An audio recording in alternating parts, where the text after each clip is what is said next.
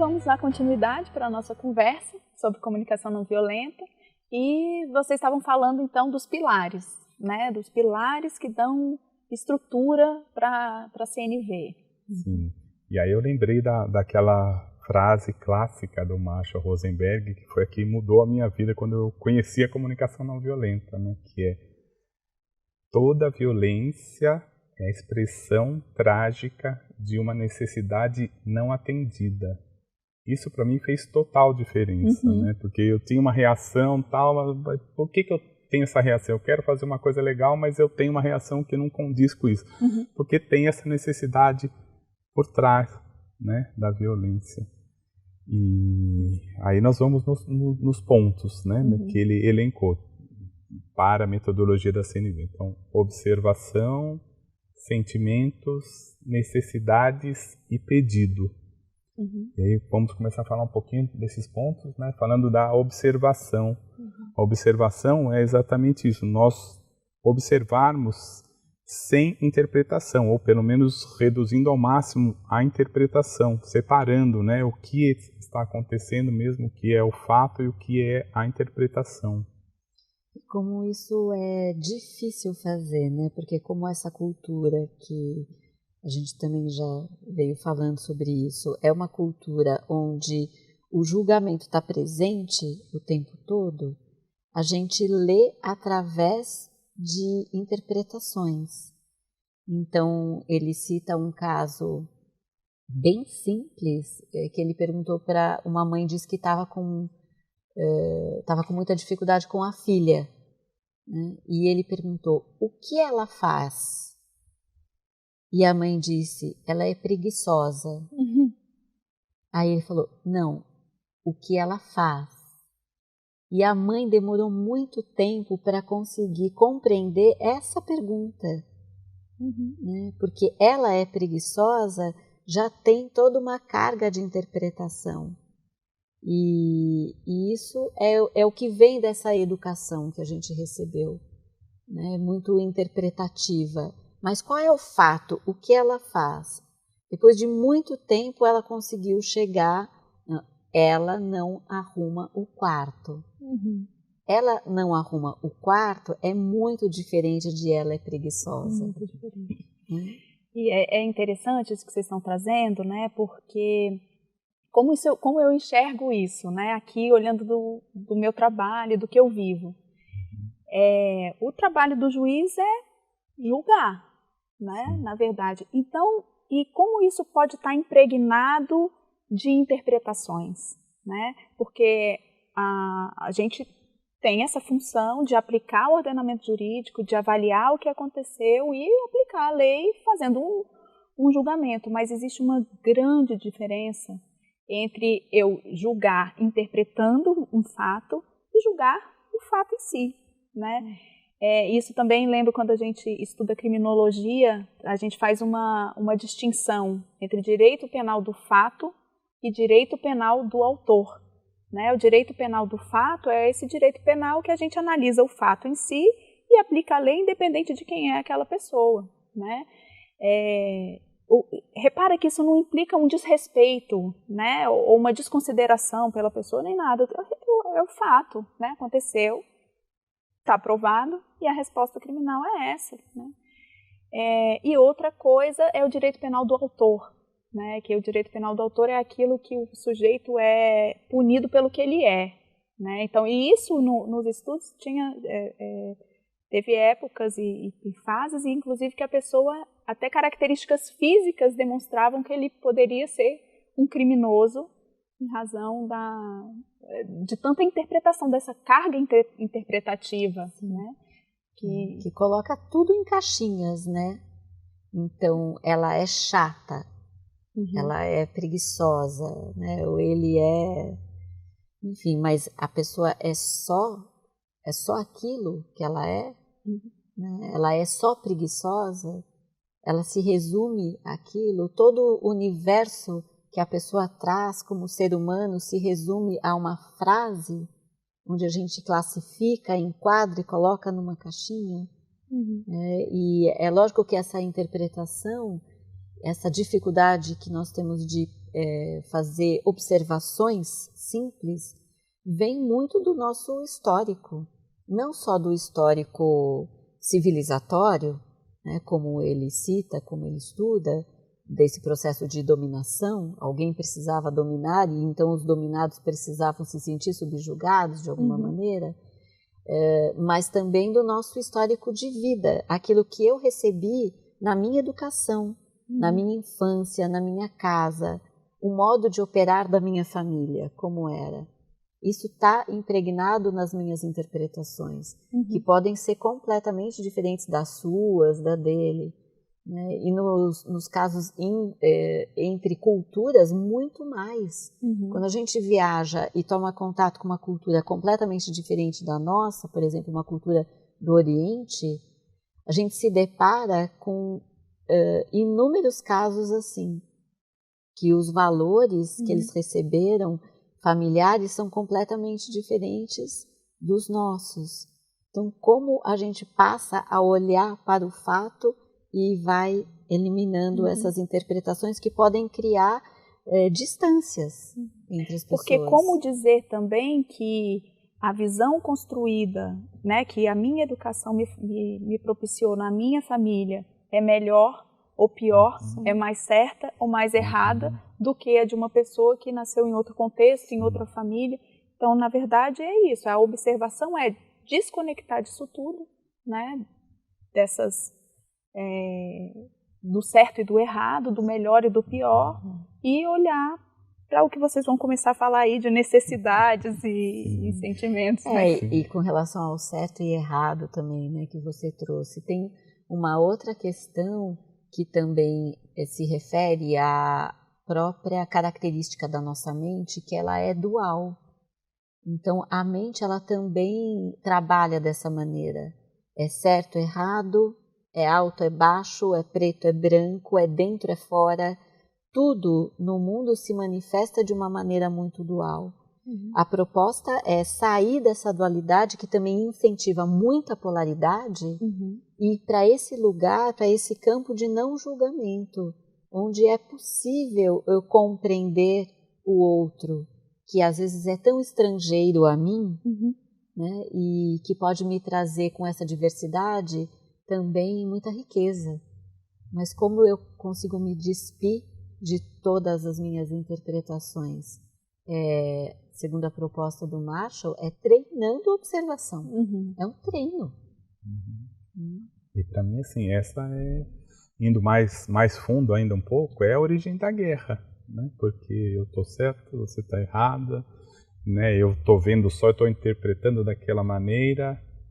Para mim é essa a base mesmo da guerra. Eu estou firme no meu ponto de vista, né? É isso que é o certo, é assim que eu considero, né? Que é isso que eu considero que é verdade, e o outro se acreditando tão verdadeiro quanto, né? Quanto o de cá. Que tem a ver com a própria territorialidade. Isso também está na nossa ancestralidade histórica. Né, os nossos ancestrais dos ancestrais lá atrás, eles precisavam manter seus territórios. Essa territorialidade, ela foi sendo impregnada na cultura.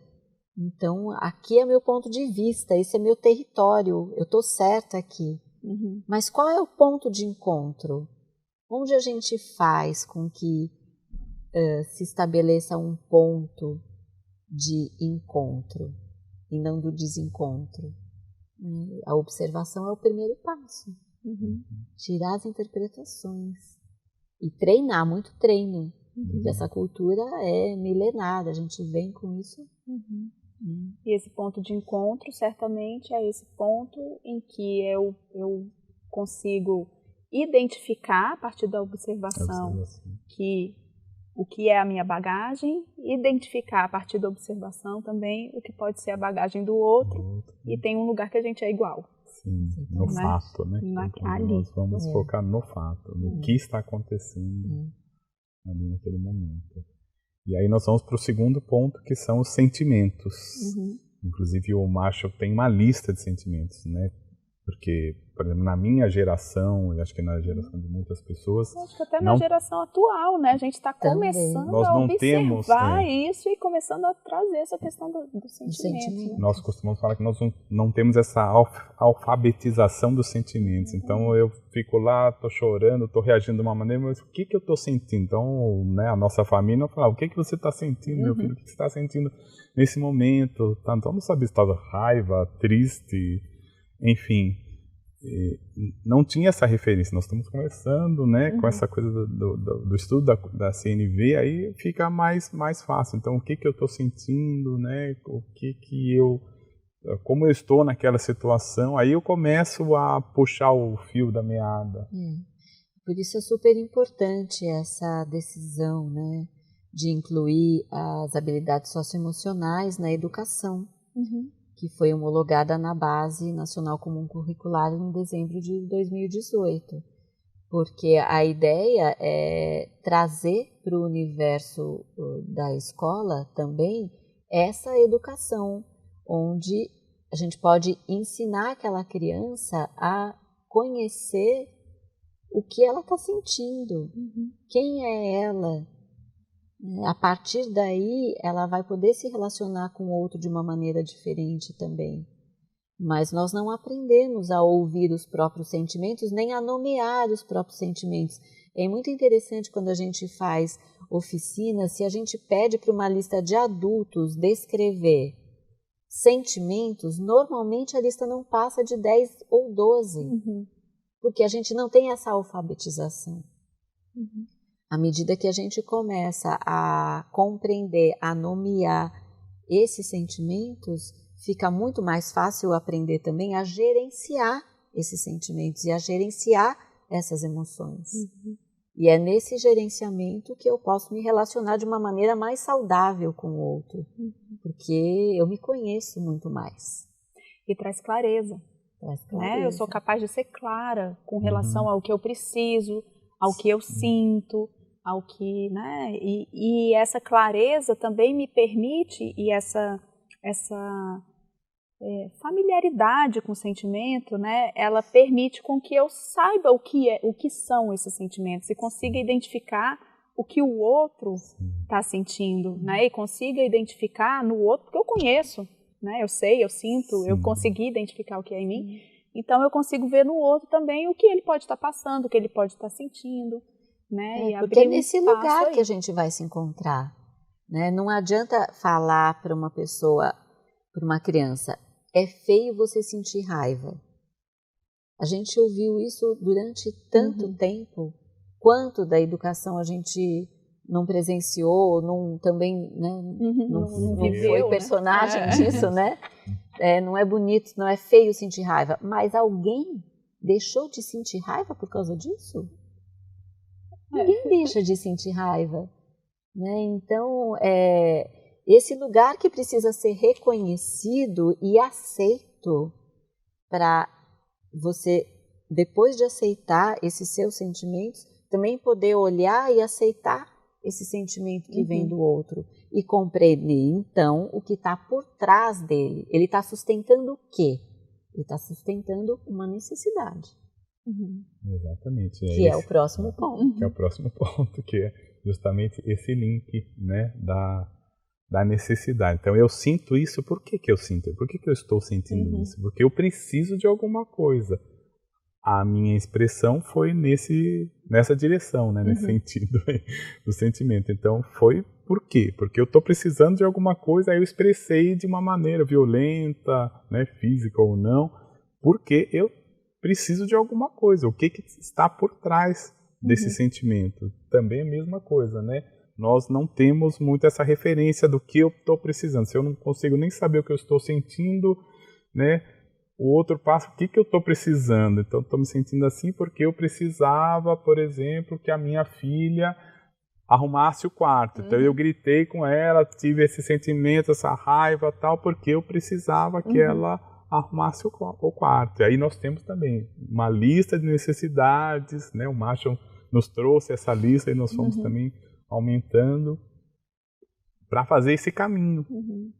Nesse ponto da necessidade, assim, na minha experiência, o que eu vivenciei, o que eu tenho vivenciado, assim, cada vez a gente vai conhecendo um pouco mais das nossas necessidades, né? É que existe até uma resistência em validar as necessidades, também com base, né, no que a gente aprendeu, no que é cultural, no que ter necessidades é ser carente, né? Ter necessidades me tira daquele lugar de dominação ou de recompensa, né? Porque eu passo a ser subjugada e eu estou num lugar que eu não estou alcançando, porque eu tenho, né, tenho necessidades, né? Porque a gente tem essa cultura de não validar as necessidades. De não poder ser vulnerável, né? De não reconhecer a própria vulnerabilidade e entender que reconhecer a própria vulnerabilidade é muito corajoso, né? Não é um estado de menor, é um estado onde precisa ter coragem, né? Estou vulnerável neste lugar. Honestidade e respeito por si mesmo. Principalmente. E normalmente nós nos encontramos nesse lugar, porque eu tenho uma vulnerabilidade que você tem, ela tem, todos nós temos. Então, se a gente fica nessa coisa falsa, que não posso, tem que ser bonzinho, a gente não chega nesse lugar, né? Tem uma necessidade, você tem a sua, e é aí que nós começamos a conversar de uma maneira mais honesta e real. E a querer contribuir uns com os outros, né? Porque a gente reconhece a vulnerabilidade. Então, assim, a gente está chegando onde a gente está querendo chegar, né? Vamos, no próximo bloco, continuar aqui falando um pouquinho mais desse espaço em que a gente se reconhece, né? E dar sequência falando um pouquinho do pedido também.